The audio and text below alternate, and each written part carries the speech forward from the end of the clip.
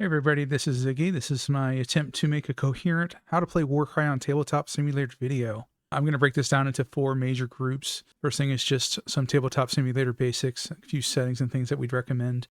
The next would be more about the mod itself specifically, showing around how to set up the game basically, get in your warband, set up your mission, things like that. The next would be when you're actually playing, how do you play, scoreboard, things like that. And then the last bit is the advanced section where we're talking about map making and things of that nature. So hopefully this will be a little bit easy to digest since I'm going to be splitting it all up. So first things first, basically how do you get the mod? So in the workshop, if you search for Warcry, so this says Warcry Definitive, it'll be under Ziggy Stardust. It's me and Hood on this mod. While you're in here, if you give me an upvote, I'd appreciate it. I think we're close to 5 stars. So once you have that and you launch your tabletop simulator, it'll show up under a workshop. You can just type here. Once you load in, I'm in the white seat right now. So if I click this cube, it puts me in blue. You can also go to red. You'll see big, if you're in spectator seat, you'll see circles where you can sit down too. You click on those. By default, this board setup thing shows up. I'm going to minimize it for now. Okay, so basically the first thing that I want to go over is a few suggested settings. These are definitely optional, but I find they do help a lot. So first things first is I'll go under menu, configuration, interface, then miscellaneous. You have to click it twice for some reason. All right, so let's see. Measure font size. This is when you hold a tab, you can have a context measurement. I bumped mine up. I don't remember what the default is, but I like it around 40. You can change that if you want. If you scroll down a little further, spin rate.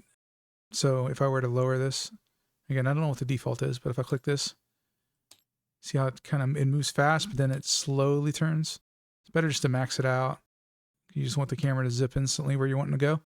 So I'd recommend that one. And then the last one is at the very bottom, component tooltip delay. I use 0.1. This is how long it takes for things to show up when you put your finger over it, like the all the stats and stuff. Once you have those set, just hit apply, and then you can X this out. You can always hit spacebar to return your camera back to this view as well. One more option here is game keys. So options and then game keys. XIO is my suggestion. These have no other bound functionality. You could also use your numpad if you have a numpad keyboard. But what these do, X, I, and O, is when I have my finger out here, if I hit X, it shoots out the token. And then, as you'd expect. And these are double-sided too, so you can flip them as well. Those will suck into the UI of the little models, so you'll have a little X or whatever status you're wanting to show. And then the other thing is, if you hit the question mark key, you get this here, which is essentially a cheat sheet. If you forget how to do a specific action, this is a good place to look. Okay, so let's see. The next one would be your line settings. You hover over the line here. This is the default you typically want to be on: inch, 2D, auto, edge, no log. There'll be times when you want to do 3D if you're climbing up like an incline. I have a measuring tool that has climb built in, but it's strictly up and over climbing. Let's see here. One of the big things is using Alt to zoom. So if I put my finger over something, so this is a bad example actually because this is a special piece, but if I were to put my finger over this and hit Alt, I get a big version of whatever it is. So like if I'm really far away, I can still read everything. A lot of these will have hover text, but not everything. Okay, so I guess the next bit would be how do you get in your warband? So for that, I'm going to need to pull up Warcry.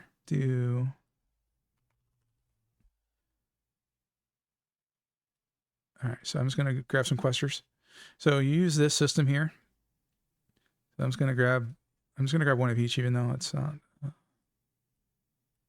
think I'm going to be overcosted, yeah. So down here, you've got this button. So that puts it to your clipboard. This portion of the map kind of gives a reminder of how it works. But you use this little thing down here. So I'm clicking this to edit my note, and I'm pasting it in there. The dashes are important. You can, there are ways to separate these up. Like if I were to go in here and put, all right.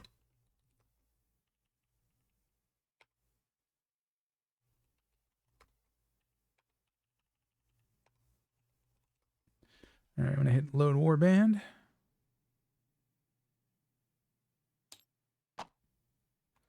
All right, they pop in. Now, it'll pop in your battle trades here. So if you have like, you have to know if you have a pure faction or not. They land, if you don't split them up, they'll just land in the middle. But you can see here, there's a points total. So like we know that we're over. So I'm going to take out this one. All right, now I know I have 10 points left over. So the other thing would be, how do you bless your fighters? So if you look over here, we have this thing over here, blessing engine. So I'm going to grab this guy. And you look here, all the points are on here. Yeah, we'll do the crit damage. Right, you see it did change to savagery. It shows in the title of the fighter, and the damage points are updated. If I ping him, and to do that with your mouse over him, you just tap tab.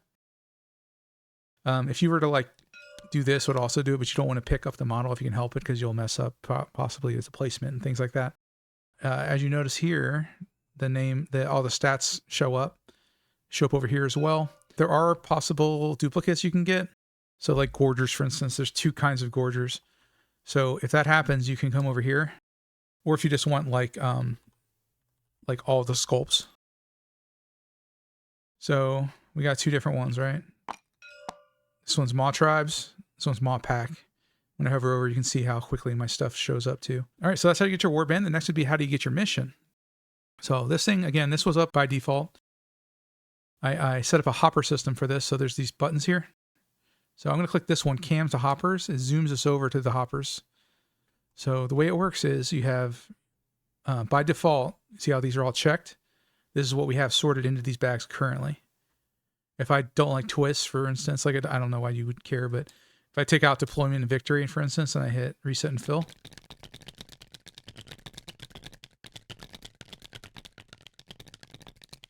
it'll take a little bit of time, especially for terrain, because that has the most cards.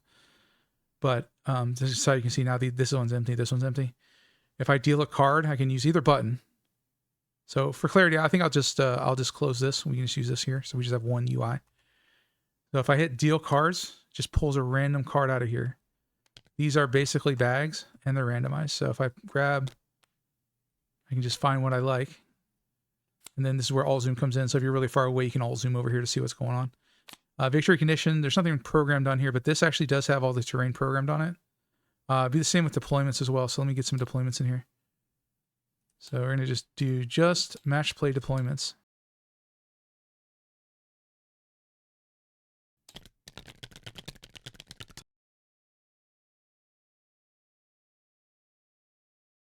But I'm just going to grab one of these so I can use the, show you the rest. So this button doesn't do anything, but it does remind you that spacebar goes back to hoppers.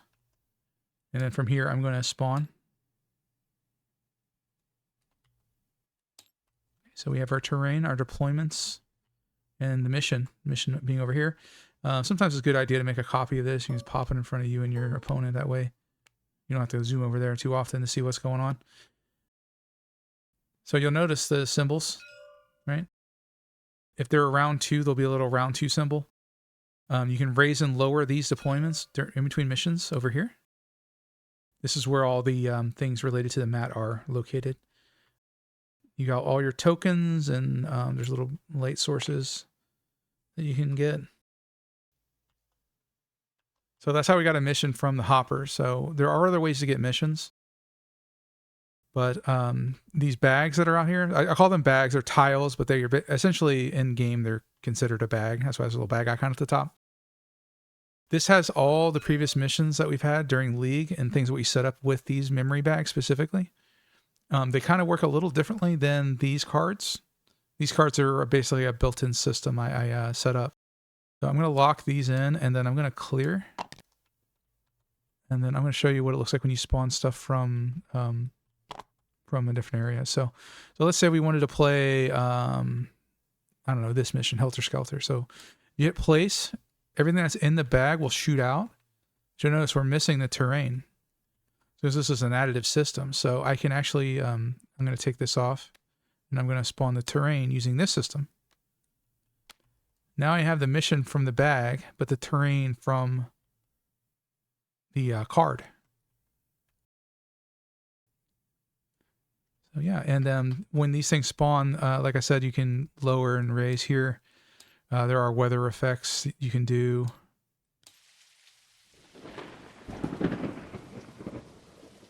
And then you can even grab light sources if you need, like these brazier things. Like the shadowing is pretty cool. They don't actually hurt performance too much too, but I think most people don't use any of this, but I just wanted to show it. The other thing over here, you can toggle quadrants if you need it for scoring. It's best to use this. The seams on the map are usually pretty close, but you can see it's not quite because they're just pictures, right? Higher is if you have like, you're trying to deploy on top of something that should get you high enough to see, you know, where you can stand.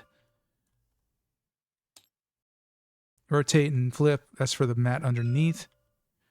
And then there's, we talked about earlier how you can basically send, if you're having X, I can send an X onto him. And they'll override each other, these ones specifically. These will all work too, so if you have like a buff, or you want to net somebody, or chop their hand off, and then their arm. Wait, you knock the sword out of their hand. Yeah, that's it. So these are all here, right? But if I click delete, it only deletes the activation token. But these ones can be deleted just by clicking on them. The other thing about the UI while I'm here, if I hover over this guy and hit a number, I get an aura. It's based on the characters being flat, so there are times when this might be less useful than other times. You can get any number up to 99 even, but you just have to type, like I can do 12 for instance. This will automatically turn off, but you can turn it off manually by hitting 0. When you right click on a mini, you have a couple things. You have undo last move. It's a single undo. Play like you don't have it. Use it if you need to. I made it pretty limited. If you were to undo it, for instance, if you try to do it again, it won't go back anymore. You'd have to make another move for it to allow you to undo it. The other thing you can do is you right click. There's a bunch of stuff here. So swap red and blue. That's if once you touch a spawn model, depending on how you spawn it, it could turn to your color.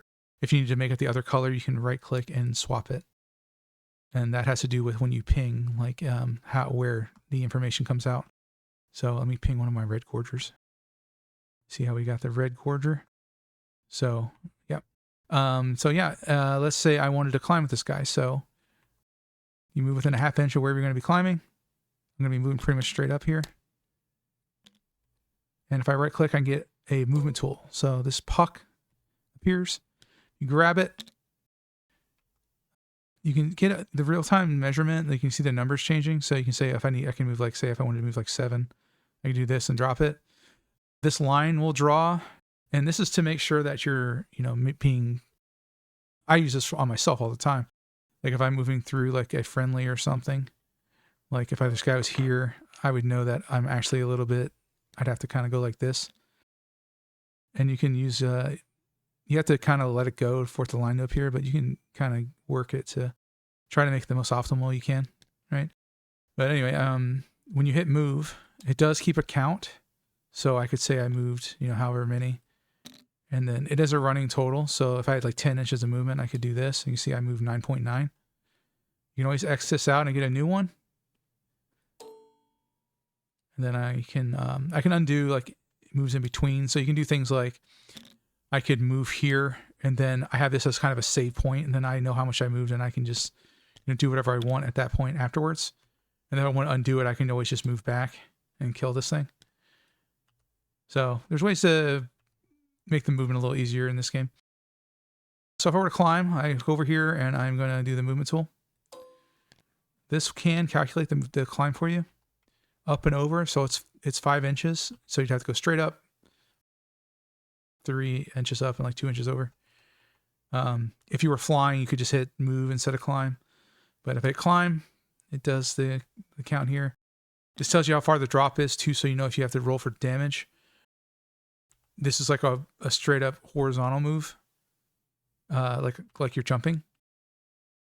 So keep that in mind. The line here is less useful since it doesn't really represent much. But yeah, that's the movement tool. So that's pretty handy. You'll see a lot of people using it. You'll maybe get some other ideas of how to use it. It's pretty flexible. When you measure between fighters, You put your finger over one, so see how it's highlighted in white? You don't attempt to like, I see sometimes people will attempt to like get close, but it's best to just get it on there so that way it snaps. So right now I'm in 2D, so that's why it's doing this, where it's snapping to, you know, it's not going directly. If I need to move my camera, I can hit my arrow keys, but now if I right click, it rotates here, so you can't use right click to move your camera. Sometimes it's better just to undo whatever you're doing and move your camera to a better angle. If I did want to measure directly to this guy, that's when you would go over here and hit 3D. That's probably the only time you want to be in 3D. See how it goes directly to him now? When measuring, it's usually fairly accurate, but there are times when things can be a little bit janky. There are older models in here that have some issues with their hitboxes and things of that nature. So in that case, I would basically just play with intention. If you mean to be engaged, you move into engagement, state it, because your opponent might measure and find that you're like 0.1 out. So it's not, sometimes you'll even have it like one way is not exactly the same as the other. Hard to say exactly why, but it might snap to the model a little differently depending on which direction you're going. So measuring height. So I mentioned this before with the measure tool. If I put it here, oops, it does tell me how high it is. So 2.6. The other way to do it is basically you can grab this thingy. There's two sets, so you can do the second one, it's much larger. Good way to find out the height of your terrain and things of that nature. This is a little measuring stick. 1 inch, 2 inch, 3 inch, 4 inch. If you have a mission where it says 3 inches is death from the corner, I usually grab a few of these and stick them out there. I also use the 1 inch version to basically just put it on if I have a objective that's awakened in a mission that matters. I just put one of these on there. In Catacombs, if a bridge is damaged, I use this as well to mark it as being damaged.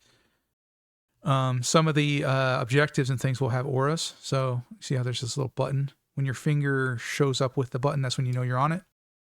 Same thing with these. So if I right click, it's a toggle, so on and off. So it toggles on and off white with a right click. And then left click will toggle it in my color only. So if I switch to red, I can toggle this one to red. All right. The scoreboard and the ability boards here over in this area. So this is how you would set up all your attacks, how you see your abilities. And again, this is when you hover over a fighter and hit tab. So even if I were to do that to an enemy fighter, it still works. So typically when I'm going to do an attack, I'll tab both fighters. Then I can work out what the attack is. So I'll say that the quester is attacking the gorger. So I have 3 attacks and 5 strength, as you can see. So this is how you raise and lower the number of dice that you're going to roll. And what you're hitting on is by this die. So you hover over it. I'll be hitting on 3s because his toughness is 3 and my strength is 5. So I hover over it and hit 3. You can do the same thing here. If I hover over it and hit a number, it changes. And this all works too. So you can do it here or over here, which doesn't really matter. Both players have the same view. Both players have control over this thing. So if I click this, it does my roll. And basically all this does is it just colors the dice. So if you messed up and had it on, you had it as like well, there's not a good scenario here, but you had it on the wrong value. It just changes the color and you can always redo it. If you roll too many dice, you got to redo the whole thing. If you roll too few, you can roll, of course, the dice you're missing. But all right, so we do have some alternate game modes, but I'll go into that in the advanced section because that has to do with map making and stuff. So the scoreboard should mention that. This is how you change who had initiative for the round, which also advances down here, the round count. If you don't have it, or it's like, doesn't make sense. Like you can have it like this, but then you wouldn't be able to submit your scores. If you're playing on War Tally, and both your names match, for one, if you're playing in the league, you just hit the button, it'll automatically load your warband for you. But you also, when you're done, as long as you have the last activation to have this all filled out with initiative, you'll have a submit button to submit your scores to the website. So again, that's wartally.com. All right, so you got HP counters, right? Of course, you can raise and lower. Makes sense. One of the right-click options, if the model is too big, you can raise the UI. It makes it quite high. I don't think there's any models that still have an issue at that height, but you could just be under terrain too if you have them like stuffed under here or something. And it's reversible just by undoing it that way. When you die, you can place them in the graveyard. And there's a running total. Some missions, this matters. If it's number of points per battle round, it's important that you clean this out after every round. When you roll for your initiative dice, you click here. It only works for your color. It auto groups them. You grab your wild dice out of here. This is a container. Store them here. When you play your dice, just grab them and put them up here. When you roll for a new round, everything but the wild dice just disappear. So if you find yourself in this situation, I see some people do this. They'll have like a triple, and then they don't use it, and then they re-roll. Their triple can get buried or popped around. See, so you want to try to make sure you're not leaving dice around. So when you, again, like before, you hover and hit a number, that's how you change it. So if I wanted to make like a quad 2, move these, move that, 2. Want to make a single, move it here, make it a 3 or whatever. It would make sense. So this is an area of the board where I'll put notes and updates and stuff, where I'll have a new link here for the new video. This is an all-in-one mission.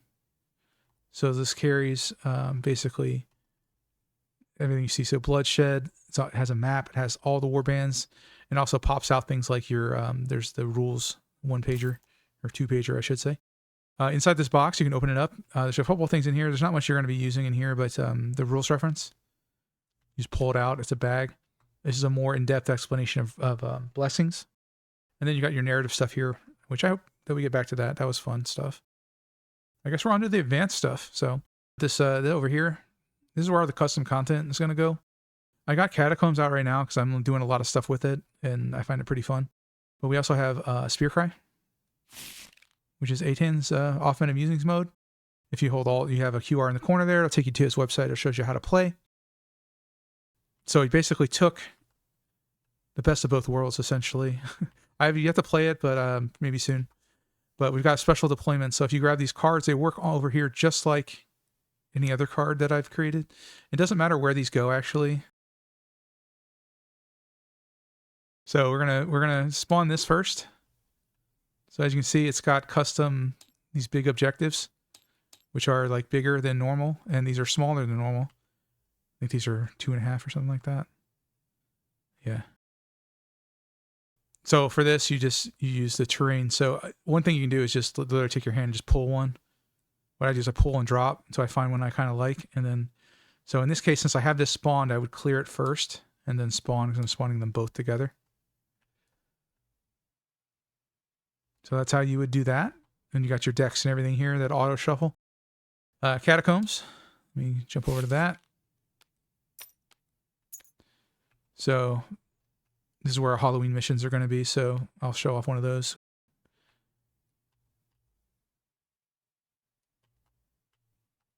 All right. So that brings us on to map making now, I think. So I'll go to blue since it's more the default perspective. In the corner, got this tile, deploy map making, and then this clear button. So if I click this may take a second because it has to load all of the geometry, all the models for the mod. And there's like 300 something. You saw 327, something like that. So you see this. I'm going to clear this out. I'm going to load this back and toss this. All right, so this is the mode where you can make pretty much anything. There have been a few. I have missed a few things. Like over here, I think that these walls weren't working right. These are all fixed now.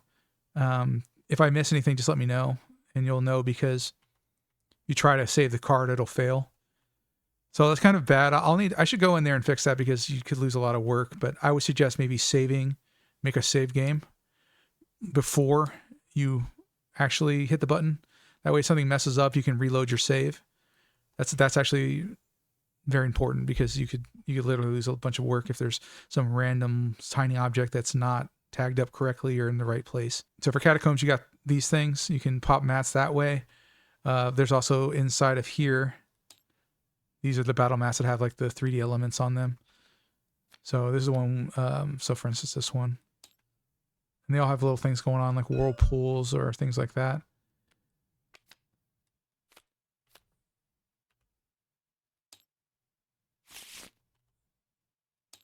All right, anyway, so if I want to make a deployment, you hit this button here, pops out this mat.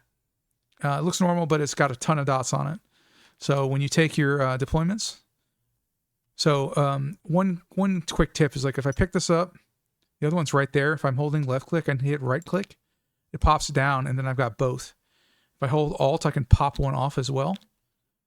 That's a good thing because they can get stuck together and make it kind of hard. So typically what I'll do is I'll try to remember what I need. So like if I'm getting half circles or in corners here, I'll just go and grab everything. So I'm going to grab two of these, and then I hold Alt and I move my mouse around and drop everything down.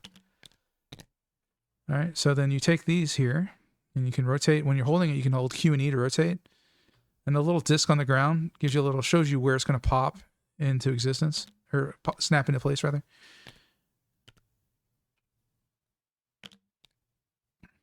So I'm just making some BS right now. You can change this up here to 45 to make it a little easier.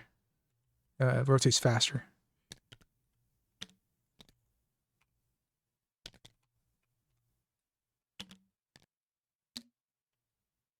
And I'm missing a blue. Somehow, oh, here it is.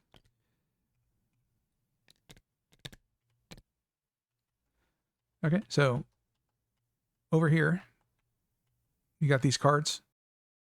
I mean, you can use whatever you want for whatever, but I'm going to use the deployment because this makes the most sense. Oh, by the way, so if you replace these here, they also work. Treasure. So these two tokens specifically, I think these are the only two that will actually function with this system. But you can take them and then you can do things like I could copy this and then just like put my finger on the 8, paste them there.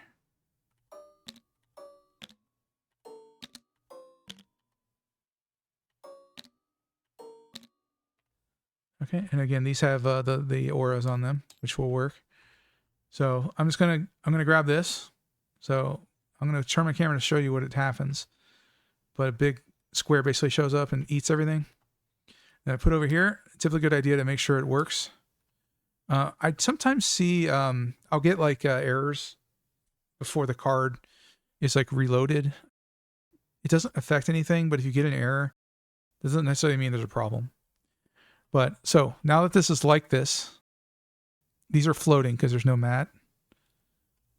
So the other part would be like if you wanted to add more to this or put, terrain and stuff, I could go over here and just send one of these mats out. So I can do corpse rack as an example. And then I can grab other stuff. Whatever I want. Some of this stuff is just set piece 2. Things that don't even exist in Warcry. Then I'm going to drop stuff. Now this stuff, the way it works too, it actually does incorporate scale. So if I like take this piece and make it really small, I can take the same card I just programmed, stick it back up here, scan all the new stuff, and basically I just updated the card. Now we got the errors. You see the errors? Don't worry about that. If I copy this card, it won't do it. It should an error now. So next time they load up, that won't happen. I haven't figured that one out. I guess I don't really care because it doesn't actually affect anything. But yeah, we use this. That's how we have some things like catacombs. We made bigger walls and things like that because we stretched this stuff out. To get rid of all this stuff, to close it out, it's a separate thing next to it. You hit clear. And then you can save these cards and, if you want to help make stuff or things like that, you can pass them to me and I can load it in. All right, well, that wasn't so bad. I don't know if I missed anything. I may chop things up and move things around just slightly to make things more coherent because I did things a little bit out of order. But I think that's a good overview. So have a good one. Bye.